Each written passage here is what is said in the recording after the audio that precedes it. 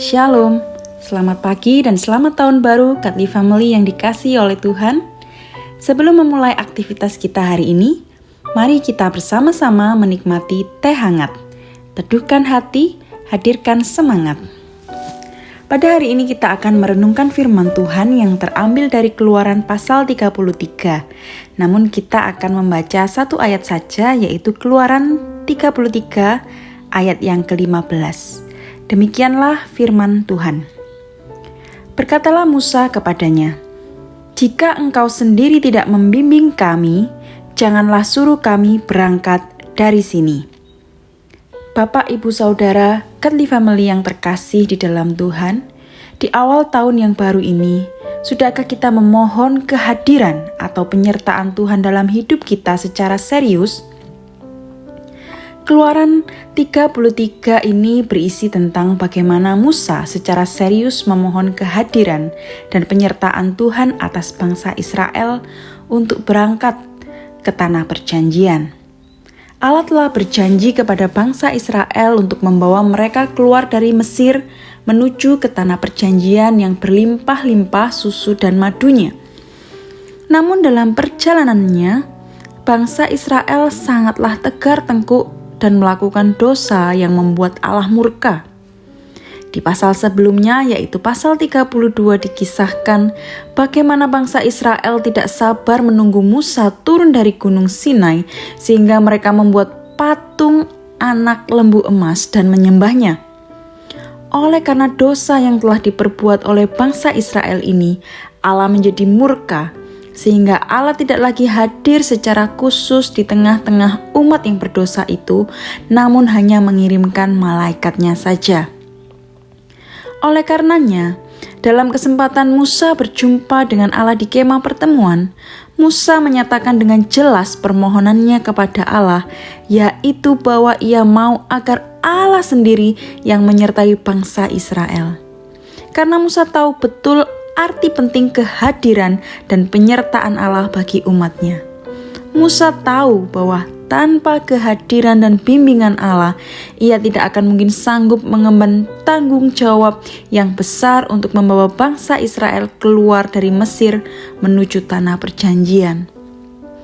Musa tahu bahwa kehadiran Allah di tengah-tengah bangsa Israel adalah hal yang membedakan bangsa Israel sebagai umat pilihan Allah dengan bangsa-bangsa lain yang tidak mengenal Allah.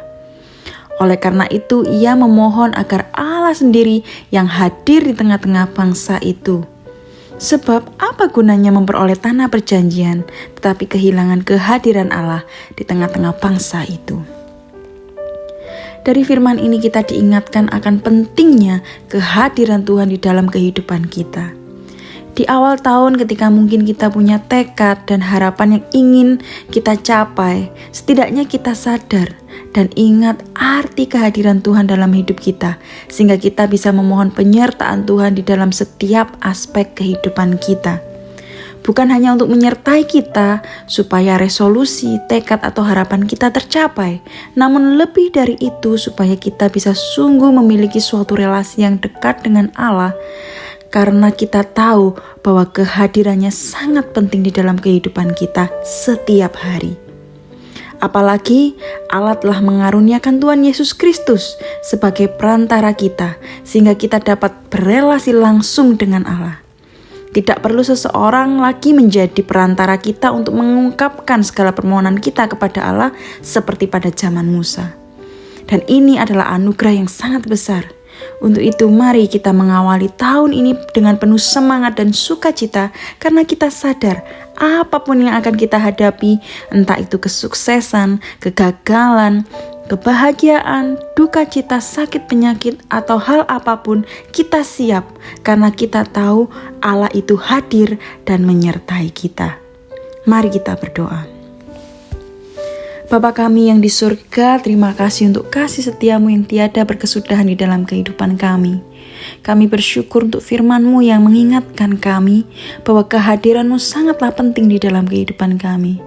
Ajar kami untuk selalu menyadari kehadiran-Mu di dalam kehidupan kami setiap hari, sehingga kami boleh hidup menuruti apa yang Kau kehendaki ya Tuhan.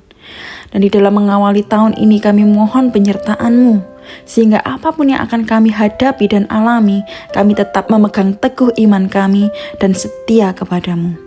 Berikan kami kekuatan untuk menjalani hari-hari kami dan sertai kehidupan kami, supaya kami dapat melakukan apa yang menjadi kehendak-Mu. Kami serahkan kehidupan kami sepanjang hari dan sepanjang tahun ini kepadamu. Dalam nama Tuhan Yesus kami berdoa. Amin.